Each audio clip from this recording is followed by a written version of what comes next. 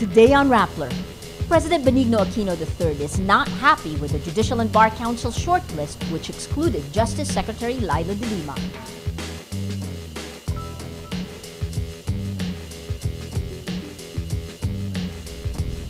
Ito po, Ginoong Pangulo, hindi po ako nagdudulong-dulungan dito. Hindi ko po iniimbento to. Itong mga kinokode ko po dito, mga facts na pinatototohanan ng mga eksperto sa larangan ng agham at batas. Senator Tito Sotto says he will not apologize even if his staff admits plagiarizing a blog for his anti-RH speech.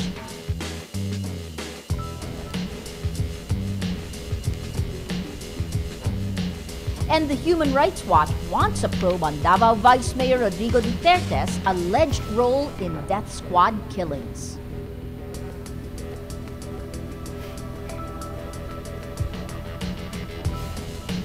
Hello, I'm Maria Ressa. Welcome to Rappler, your social news network. President Benigno Aquino III is not happy with the Judicial and Bar Council's shortlist, which excluded Justice Secretary Leila de Lima. He complains of, quote, unfair treatment for his reportedly favored Chief Justice candidate. The JBC disqualified de Lima because of disbarment cases against her. Under JBC rules, nominees with disbarment cases cannot seek judicial posts. Aquino says the JBC did not disqualify other candidates who also had pending cases. But he says he has to accept the JBC's decision and choose from the submitted shortlist before the August 27 deadline. Earlier, de Lima herself complained of her disqualification, saying she was singled out. Senator Tito Sotto says he will not apologize even if his staff admits plagiarizing a blog by an American. Ayi Makaraig reports. It's nothing new. It's nothing that has not been discussed and that I have not responded to in the period of interpellation. This is how Reproductive Health Bill sponsor Senator Pia Cayetano describes the speeches of Senate Majority Leader Tito Sotto against the RH bill. For 2 days at the Senate this week, Sotto argues that contraceptives are abortifacients. He claims there's a conspiracy between international and local groups to legalize abortion. RH advocates dismiss the arguments as a rehash, but Sotto's speeches soon give birth to a new issue. The pro-RH Filipino freethinkers point out this part of Sotto's first speech was copied almost word for word from an American blogger. Her name, Sarah Pope, better known online as Sarah the Healthy Home Economist. In a TV interview Thursday morning, Sotto denies plagiarizing Pope. The denial fires up social media. Soon, internet users identify more supposed plagiarized blogs and articles, even in part 2 of Sotto's speech. The situation goes from bad to worse. Hours later, Sotto's chief of staff writes Pope, admitting that the team indeed used her blog, but he didn't exactly apologize. Lawyer Hector Villacorta says both Sotto and Pope quoted McBride, and the senator had a disclaimer anyway. Ito po, Ginoong Pangulo, hindi po ako nagdudulong-dulungan dito. Hindi ko po iniimbento to. Itong mga kinokode ko po dito, mga facts na pinatototohanan ng mga eksperto sa larangan ng agham at batas. Villacorta says Sotto should not and will not apologize, much less resign.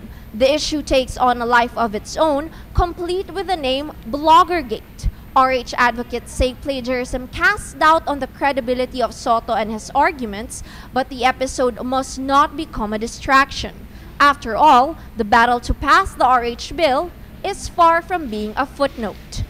Senator Sotto is still planning a Part 3 and even possibly a Part 4 of his Turna and Contra speech next week. RH advocates say they will allow him to go on, but point out that he hasn't raised any new argument in a debate that has raged on for 17 years. They say the only thing really left to do is to vote on this measure. Ayi Makaraig, Rappler. The doctor of Pampanga, Representative Gloria Arroyos, says the former president needs overseas medical treatment before it's too late. Dr. Roberto Anastasio says Arroyo's condition got worse in the past few months. He says it's becoming more difficult for her to swallow because of a protruding titanium implant. She got the implant in July 2011 to help her cervical spine. Anastasio says Arroyo is now, quote, in fear and afraid to eat and to drink. He says the former president has no option but to go abroad abroad if she wants to get better. But Arroyo will need the court's permission to travel. She's bound by 3 hold departure orders for separate charges on electoral sabotage, plunder, and graft. In a medical report in June, Anastasio said Arroyo's condition is life-threatening because of the pressure of the titanium plate on her hypopharynx, which guides food to the esophagus and then on to the stomach.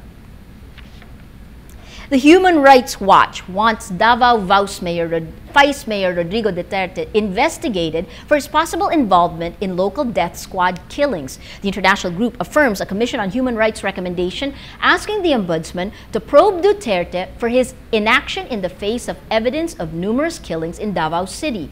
Human Rights Asia Director Brad Adams says the CHR statement is an opportunity for the Aquino administration to show it's serious about holding officials accountable for the worst abuses.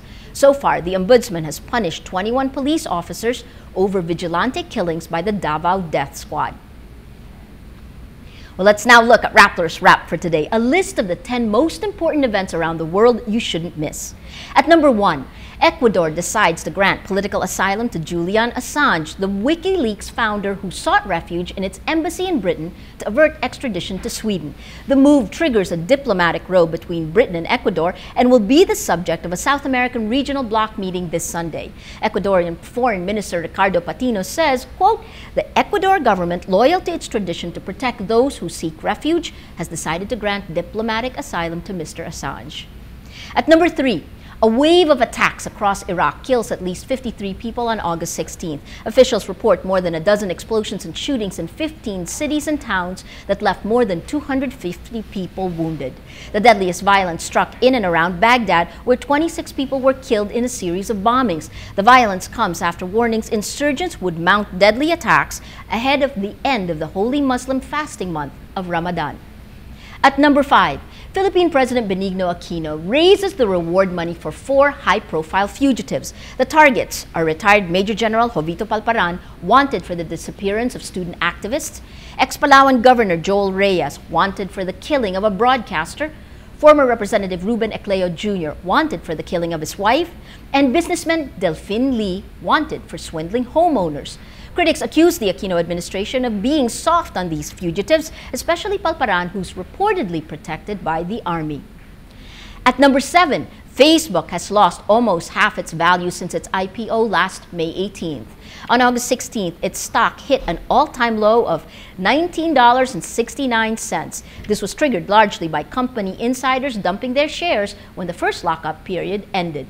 Concerns have also been raised about Facebook's revenue streams. Facebook's biggest challenge now is to raise revenue out of mobile devices. And at number 8, businesses all over the world are replacing their paper manuals with iPads. But what about the Catholic Church?